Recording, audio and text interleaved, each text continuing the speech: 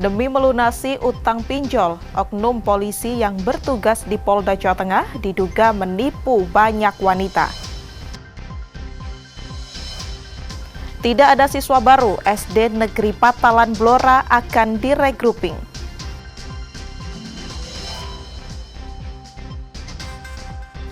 Menikmati kopi di tepi pantai Marina Kota Semarang sambil melihat sunset.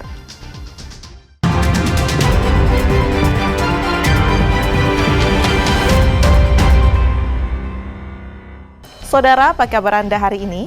Selain 3 informasi tadi, sejumlah informasi menarik lainnya akan kami hadirkan untuk melengkapi Kompas Jateng hari ini. Selama 30 menit ke depan, Kompas Jateng menyajikan informasi independen dan terpercaya seputar Semarang, Jawa Tengah, dan Yogyakarta. Bersama saya, Gesi Lutfia.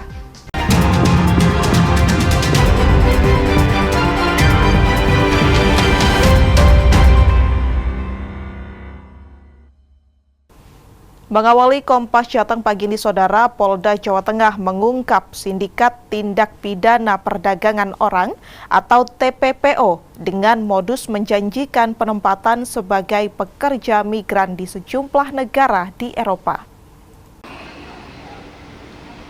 Direktur Reserse Kriminal Umum Polda Jawa Tengah Kombes Pol Dwi Subagio mengatakan, 2 pelaku berinisial N dan K, warga Tegal, Jawa Tengah, yang telah ditetapkan sebagai tersangka TPPO, diduga sudah memberangkatkan sekitar 83 orang ke luar negeri, yakni ke sejumlah negara Eropa seperti Spanyol, Portugal, Yunani, dan Polandia.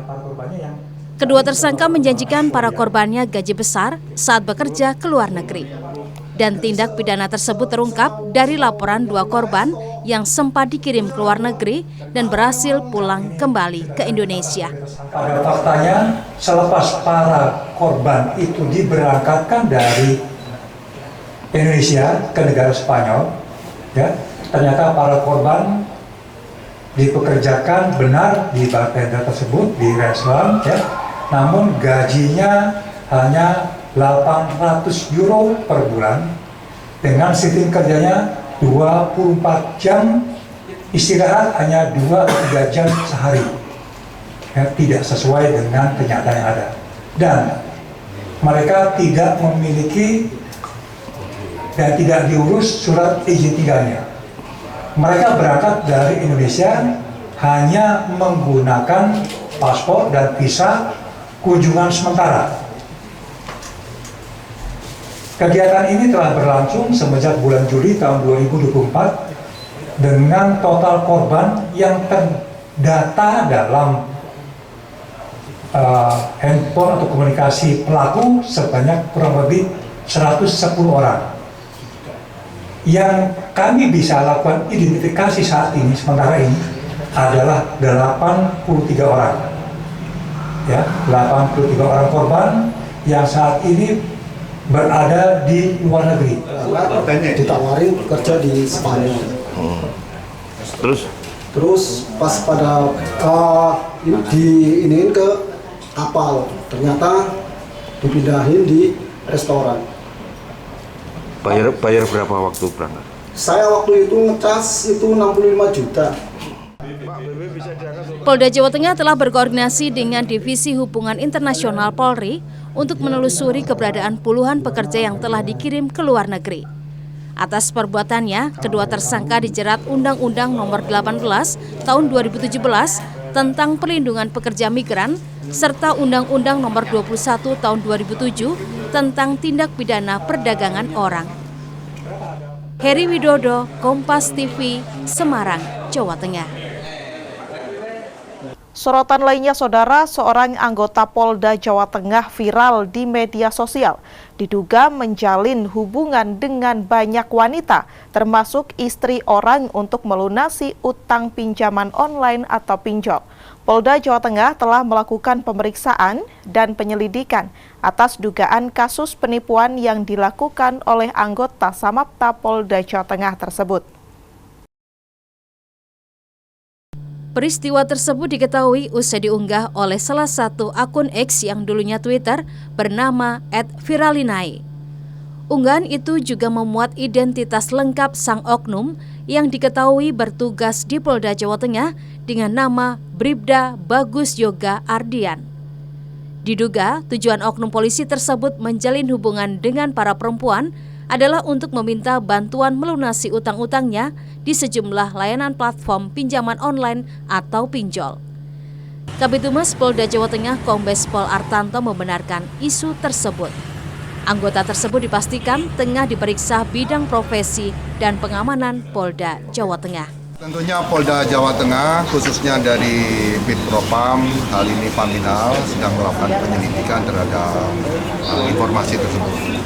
Dan sekarang masih berproses, nanti perkembangannya nanti kita informasikan kepada rekan-rekan sekalian. Ditahan ya Pak Kasih? Kan masih penyelidikan. Jadi dari Paminal melakukan penelusuran tentang informasi dari media sosial tersebut dan tentunya akan dicek tentang akun media sosial dan juga siapa sih yang menjadi korban-korbannya kan harus dilakukan penyelidikan. Mungkin sudah ada laporan dari pihak korban sendiri? Saat ini belum, masih mendapatkan informasi dari media sosial. Ya ini Pak, dinonaktifkan sementara. Nah, ini kan masih berproses, jadi kita harus melakukan pembuktian dulu oleh Paminal. Dinasnya di mana? Yang bersangkutan di Polda Jawa Tengah, salah satu. Direktorat Di sini, Direktorat di Samapta. Menyikapi kasus tersebut, Polda Jawa Tengah mengimbau kepada seluruh anggota polisi agar tidak melakukan pelanggaran yang menyakiti hati rakyat, baik pelanggaran tindak pidana atau lainnya. Jika ditemukan ada anggota Polri yang melanggar, pihaknya memastikan tidak akan ada kompromi bagi anggota Polri yang berulah hingga dilakukan penindakan tegas. Heri Widodo, Kompas TV, Semarang, Jawa Tengah. Yang juga menjadi sorotan pagi ini, Saudara, penyidik Polda Metro Jaya memeriksa sejumlah saksi di Solo, Jawa Tengah terkait ijazah Presiden ke-7 Republik Indonesia Joko Widodo. Salah satu saksi yang diperiksa yaitu Kepala SMA Negeri 6 Solo. Pemeriksaan oleh penyidik Polda Metro Jaya dilakukan pada hari Selasa 17 Juni 2025 di SMA Negeri 6 Solo. Kepala SMA Negeri 6 Solo menyebut ia diperiksa penyidik Polda Metro Jaya sebagai saksi terkait ijazah Jokowi. Kepala sekolah membenarkan Jokowi menyelesaikan pendidikan di SMA Negeri 6 Solo hingga lulus dan mendapatkan ijazah. Sejumlah dokumen terkait akademik di SMA Negeri 6 Solo juga diberikan kepada polisi sebagai barang bukti. Kepala SMA 6 dan memang punya bukti-bukti yang otentik akan saya sampaikan semuanya. Di antaranya kemarin saya berikan informasi bukti yang ada. Pertama buku Indo ya, yang masih orisinil dan otentik itu. Kemudian juga presensi dari kelas 1 sampai kelas 3. Nah, Pak Joko itu kelas 1-nya di 111, kelas 2-nya 2 IPA 2, dan lanjut ke kelas 3 IPA 2. Kemudian juga fotokopi ijazahnya Pak Jokowi sendiri. Kemudian juga berbagai fotokopi dari SK pendirian SMA 6 yang semula namanya SMP, kemudian menjadi SMA Negeri 6. Sebelumnya, Senin 16 Juni 2025, sejumlah relawan Jokowi juga diperiksa oleh penyidik Polda Metro Jaya. Ini terkait dengan laporan Jokowi atas dugaan pencemaran nama baik dalam kasus ijazah. Widi Nugroho, Kompas TV, Solo, Jawa Tengah. Tidak ada siswa baru, SD Negeri di Patalan, Kabupaten Blora akan diregrouping. Informasinya sesaat lagi hanya di Kompas Jateng.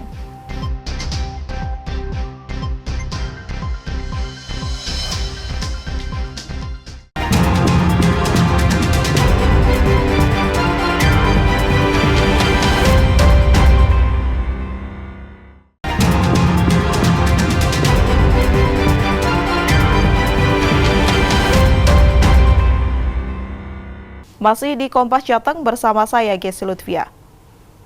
Di masa penerimaan murid baru tahun ini, SD Negeri Patalan Kabupaten Blora tidak mendapatkan satupun siswa baru. Rencananya, Dinas Pendidikan Kabupaten Blora akan melakukan regrouping dengan sekolah lain yang berdekatan. Menjelang tahun ajaran baru 2025-2026, SD Negeri 1 Patalan di Kabupaten Blora, Jawa Tengah tidak mendapat satupun siswa baru. Dan saat ini hanya memiliki 30 siswa aktif. Dinas Pendidikan Kabupaten Blora pun berencana melakukan regrouping atau menggabungkan SD Negeri 1 Patalan dengan sejumlah sekolah dasar negeri yang mengalami kekurangan siswa. SD Negeri 1 Patalan menurut rencana akan digabungkan dengan SD Negeri 2 Patalan yang lokasinya berdekatan. Prosesnya saat ini sedang berjalan. Untuk wacana regrouping ya, kalau dari kami sendiri sebetulnya kami masih ingin mempertahankan keberadaan sekolah ini karena kemarin sempat ada komunikasi dengan Paguyuban Wali Murid juga. Wali murid juga menginginkan kalau bisa sekolah ini masih tetap ada seperti itu gitu. Tapi ya kembali lagi kebijakan dari pemerintah nanti akan kita lihat atau kita tunggu bagaimana nanti keputusan dari pemerintah. Sesuai persyaratan tadi, kalau memenuhi syarat-syarat itu ya kita regroup, kalau tidak memenuhi kan ya tidak kita regroup. Soalnya kan ada 4 kali. Tapi memang Patalan mungkin kan kita regroup ke SD2 Patalan. Kebijakan regrouping diharapkan dapat memperkuat kualitas pembelajaran sekaligus efisiensi pengelolaan sekolah. Mega Nanda, Kompas TV, Blora, Jawa Tengah. Kita bergeser ke Kota Semarang, Saudara. Untuk menumbuhkan rasa kepedulian terhadap lingkungan kepada anak didik, sebuah sekolah swasta di Kota Semarang mengajak siswa menanam ratusan bibit pohon buah di wilayah yang rawan longsor. Kegiatan edukatif untuk meningkatkan kecintaan dan kepedulian lingkungan alam dengan menanam ratusan bibit pohon buah-buahan dilakukan oleh siswa-siswi SMP SMA di SD Rawasari 01 Kota Semarang dan perkampungan. Bibit buah dipilih selain untuk penghijauan, buahnya bisa dimanfaatkan untuk sekolah atau warga sekitar. Adapun jenis bibit pohon buah yang ditanam diantaranya mangga, jambu, alpukat, dan lainnya. Dipilihnya lokasi di daerah Rawasari, Kecamatan Tembalang, Kota Semarang karena merupakan daerah rawan bencana longsor. Dengan aksi peduli lingkungan ini, setidaknya bisa mencegah bencana. Ini adalah salah satu dari komitmen dari acara temu posisi PII bahwa mereka akan menanam pohon dalam rangka untuk pelestarian bumi kita, terutama di Rawasari karena di Rawasari juga banyak terjadi pelongsoran dan sebagainya. Dan di sini juga kemarin bertemu dengan Ibu Ani, kepala sekolahnya, mereka menyatakan bahwa mereka membutuhkan pohon untuk perindang, untuk peneduhan dan untuk penghijauan di sekolah sehingga nantinya bisa menjadi lebih rimbun, lebih hijau dan lebih banyak menghasilkan oksigen sehingga nantinya bisa memberikan hal yang baik bagi anak. Indonesia ada 6 sekolah yang ikut, ada SMP Waringin Bandung, ada SMP Santo Yosef Jakarta, SMP Kebun Dalem Semarang, SMP Pemuda Kami Semarang, SMA Kebun Dalem Semarang, dan SMA Trinitas Bandung. Mereka semua berkumpul untuk mendalami tentang spiritualitas Edward Michaelis, dan salah satu kegiatan yang dilakukan adalah membuat aksi nyata merawat bumi, karena bumi adalah rumah kita bersama yang harus kita rawat supaya anak-anak semakin peka terhadap lingkungannya dan ini bermanfaat bagi orang lain. Ada 2 jenis tanaman yang kami tanam, buah mangga dan apokat, yang harapannya bahwa itu nanti akan bermanfaat bagi masyarakat, terutama di SD Negeri Rawasari 1. Kegiatan edukatif peduli lingkungan ini akan rutin digelar setiap tahun untuk melestarikan alam melalui penanaman pohon. Senat Puji, Kompas TV, Semarang, Jawa Tengah. Informasi lainnya, Saudara, di tengah zaman serba digital, layang-layang ternyata masih banyak penggemarnya. Buktinya di salah satu toko di Kota Semarang, permintaan layang-layang ramai, terutama saat musim layang-layang tiba. Toko sederhana yang terletak di Jalan MT Haryono nomor 530 Kota Semarang ini tak henti-hentinya melayani pembeli yang datang, mulai dari anak-anak hingga dewasa. Saat musim layangan tiba, permintaannya pun meningkat. Meskipun di tengah perkembangan dan kecanggihan teknologi, namun bisnis layangan sampai saat ini masih eksis. Pemilik toko Meganol mengaku tahun ini penjualan layang-layang meningkat 50% dibandingkan tahun lalu. Toko yang buka sejak tahun 1970 ini mampu menjual 50.000 layang-layang dalam 1 bulan. Musiman tahun ini kita mulai pas waktu itu April. Nah, tepatnya justru saya masih ingat tanggal 19. Itu hari Sabtu. Itu kalau dibandingkan dengan tahun lalu di periode yang sama ini semakin meningkat atau semakin menurun atau seperti apa kok? Untuk tahun yang lalu malah paling parah hitungannya. Hitungannya paling parah. Faktornya apa kok? Nggak tahu. Kita sendiri nggak ngerti. Berarti tahun ini bisa dikatakan meningkat ya? Ya, bagus lah. Bagus. Aditya, salah satu pelanggan mengaku senang bermain layang-layang karena sudah bosan bermain gadget. Layang-layangan ya buat gabut aja gitu, buat kalau sore biar nggak bingung mau kemana gitu. Kenapa nggak milih main gadget? Kenapa milih main layangan? Main game udah bosan lah. Udah bosan, balik lagi ke main layangan. Ya. Harga layang-layang yang dijual pun bervariasi atau beragam jenis, mulai dari berbahan kertas, plastik daur ulang hingga sablon. Dengan kisaran harga mulai dari Rp800 hingga Rp2.000 per satu layangan. Pelanggan yang datang membeli pun beragam mulai dari anak-anak hingga dewasa. Cinawi Rana Putri, Kompas TV, Semarang, Jawa Tengah. Menikmati kopi di tepi pantai Marina Kota Semarang sambil menikmati sunset. Nantikan informasinya sesaat lagi hanya di Kompas Jateng.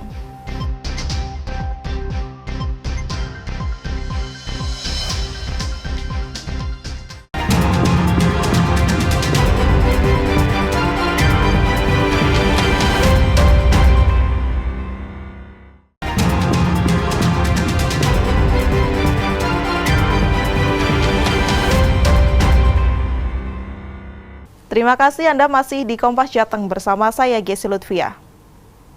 Keterbatasan fisik tak menjadi halangan bagi desainer difabel asal Kota Semarang untuk terus berkarya. Hidayah Ratna Febriani tak hanya memiliki butik dan memproduksi kebaya cantik, namun butiknya juga menjadi ruang pemberdayaan bagi penyandang disabilitas. Inilah sosok inspiratif Hidayah Ratna Febriani atau biasa disapa Ida, seorang desainer penyandang disabilitas daksa yang membuktikan bahwa keterbatasan fisik bukan menjadi penghalang untuk meraih mimpi. Ida mengalami kelumpuhan sejak kecil akibat polio.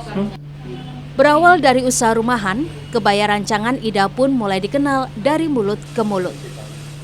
Pelanggan yang awalnya hanya dari tetangga sekitar, kemudian merambah hingga pejabat dan tokoh publik, seperti mantan Gubernur Jawa Tengah Ganjar Pranowo beserta istri, mantan Wali Kota Semarang Hendrar Prihadi dan istri, hingga Wali Kota Semarang saat ini, Agustina Wilujeng Pramestuti. Tanya melayani pelanggan dari berbagai kota, pelanggan Ida juga bahkan hingga mancanegara seperti Australia, Jepang, dan Amerika Serikat. Acara sunatan. Yang datang itu ngelem-ngelem, kenapa bajunya kok dipakai bagus banget. Akhirnya dari awal mula itu, dari mulut ke mulut, akhirnya pelanggan saya bertambah. Alhamdulillah pejabat setelah saya berkomunitas, saya semakin dikenal di kalangan pemerintahan. Untuk kepala-kepala dinas, tim-timnya, alhamdulillah Pak MB sampai sekarang, Bu MB masih menjadiin saya. Pak, waktu saya mengukur di Puri Gede, terus Pak Ganjar, Bu Atiko. Alhamdulillah Bu Agustin Wilujeng, ya kalau ketemu saya, beliaunya ini desainer saya gitu. Dari total 10 karyawan di butiknya, Ida memiliki 3 karyawan penyandang disabilitas. Ida juga aktif mengajar keterampilan menjahit kepada penyandang disabilitas, mulai dari tunarungu, tunagrahita, Down syndrome, hingga autisme. Oh, yang difabel itu banyak Mas. Waktu itu menjahit. Itu kenal saya itu dari TV. Saya sering masuk TV ya. Jadi ada dari Solo, dari Cilacap itu. Bu, aku pengen belajar menjahit, ya udah di sini. Jadi ada yang menjahit, ada pengen belajar bikin, ya saya ajarkan. Saya ajarkan ilmu yang saya punya, saya ajarkan semua. Tapi selain difabel ada juga yang biasa gitu. Ya, yang non difabel itu yang, jadi total semua kita 10, 3 difabel. Butik Ida Modiste kini menjadi simbol semangat inklusi. Bukan hanya tempat menjahit kebaya, namun juga menjadi ruang belajar bagi penyandang disabilitas dan menginspirasi banyak orang untuk tidak menyerah pada keadaan. Prahayuda Febrianto, Kompas TV, Semarang, Jawa Tengah. Saudara, keberadaan street cafe atau kopi jalanan kini mulai banyak digemari dan menjadi culture di kalangan anak muda. Di kota Semarang, Jawa Tengah, ada kopi jalanan di pinggir pantai yang bisa dinikmati sambil melihat sunset.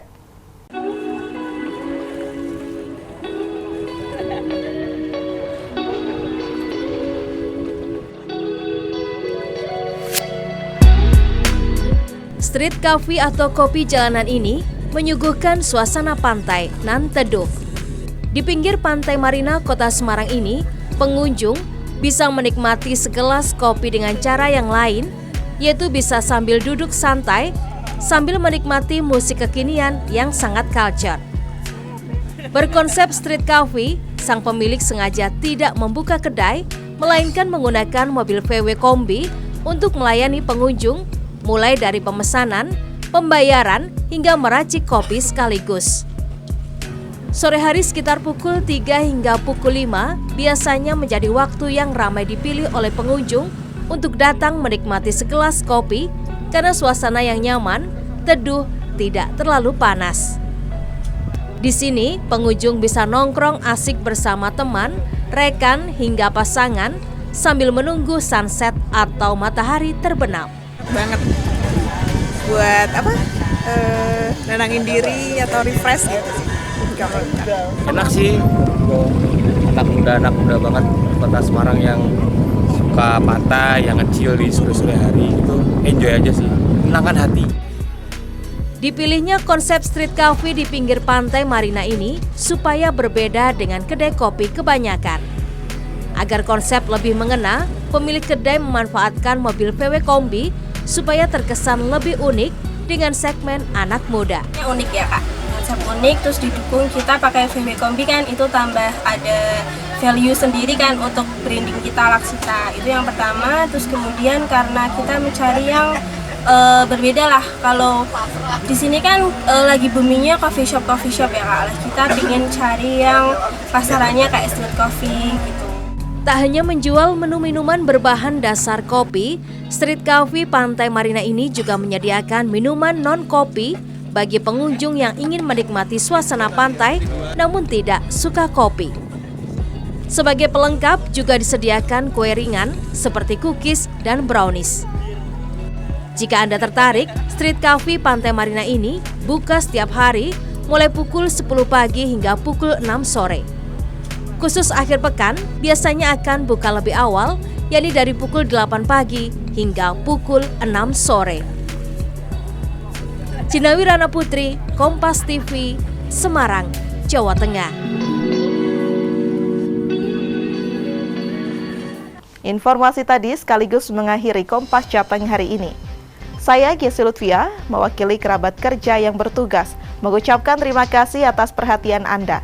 Selamat mengikuti acara kami selanjutnya, Kompas TV, independen, terpercaya. Sampai jumpa.